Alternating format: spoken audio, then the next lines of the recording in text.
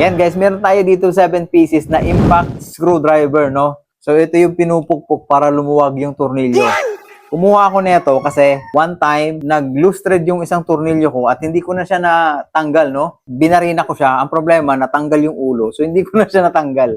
Magagamit mo to sa mga pag-DIY mo, no? Sa motor, lalo sa motor, yung mga ibang may higpit na tornilyo na nangalawang na, hirap tanggalin. Malaking tulong ito. So meron siyang mga dalawang short na bit, tapos merong mahaba na tigda dalawa, no? Siguro backup niya. Pag nasira yung isa, meron ka pang isa, no? So ito, pang mga malilit na screw, ito, medyo pang mga malalaki, no? Pag nakalagay sa right, pag pukpok mo, paikot niyan pa right. Pag naka-left naman, pag pukpok mo yan, i-slide siya pa left. Ayan, kung gusto niyo mag-order nito, ilalagay ko yung link dyan sa baba.